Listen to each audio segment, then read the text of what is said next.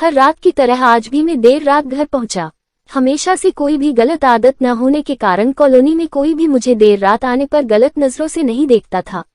मैं हमेशा इस बात को लेकर गर्व करता कि लोग अपने बच्चों को मेरी उपलब्धियों का उदाहरण देकर अच्छा पढ़ने लिखने की सलाह देते हैं।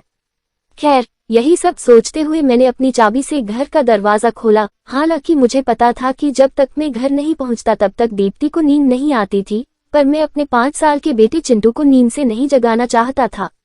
दरवाजे की हल्की सी आहट पाकर दीप्ति हमेशा की तरह कमरे से बाहर आई। तब तक मैं मुंह हाथ धोने बाथरूम की तरफ जा चुका था और हमेशा की तरह दीप्ति खाना गर्म करने किचन में चली गई। हर रोज ऐसा ही होता था। सुबह घर से निकलने के बाद हमारी मुलाकात रात को खाने पर ही होती थी। दीप्ति को इस तरह की जीवन शैली से कोई प्रॉब्लम नहीं थी। एक हाई क्लास सोसाइटी में अपनी साख बनाने के लिए हर किसी को इस हद तक की मेहनत करना ही पड़ती थी। चिंटू सो गया। खाना खाते हुए मैंने दीप्ति से पूछा, हाँ, काफी देर से आपका इंतजार कर रहा था, लेकिन फिर इंतजार करते करते ही सो गया, दीप्ति ने शिकायत भरे लहजे से कहा। लेकिन हर बार की तरह मैंने मुस्कुराकर बात को टाल दिया। रात को देर से सोने के कारण हर रोज मैं सुबह देर से ही उठता था, लेकिन जब तक मैं उठता तब तक चिंटू स्कूल चला जाता था। चिंटू की हमेशा शिकायत रहती कि मैं उसे कभी बाहर घुमाने नहीं ले जाता, और शायद इसी बात को लेकर वो मुझसे नाराज भी था। हमेशा की तरह मैंने उठकर दीप्ति को आवाज लगाई और बाथरूम में घुस गया। थोड़ी देर में ही दीप्ति नहाने के लिए गर्म पानी ले आई।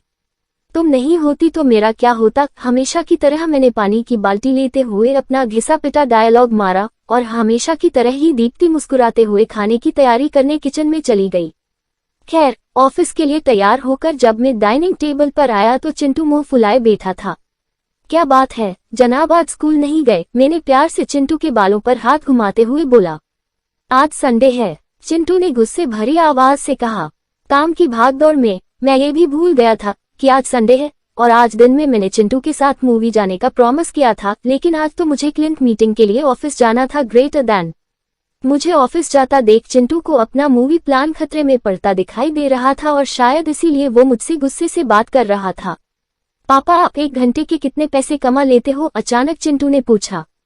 लेस दिन चिंटू ने पहले कभी इस रवैये से मुझसे बात नहीं की थी। शायद गुस्से में उसने ऐसा कह दिया। ग्रेटर दैन लगभग 1000 रुपये, मैंने कहा। क्या आप मुझे 500 रुपये उधार दे सकते हो? चिंटू ने कहा।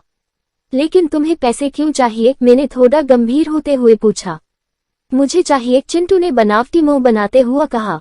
खैर, मैंने चिंटू को 500 रुपये दे दिए। चिंटू उठा और अंदर से अपनी गुल्लक ले आया। चिंटू ने अपनी गुल्लक से 500 रुपये निकालकर 1000 रुपये मेरे हाथ में रखते हुए कहा, क्या आप कल मुझे आपका 1 घंटा दे सकते हैं? मुझे आपके साथ बैठकर खाना खाना है। बहुत बिगाड़ रखा है तुम्हारी मम्मी ने तुम्हें।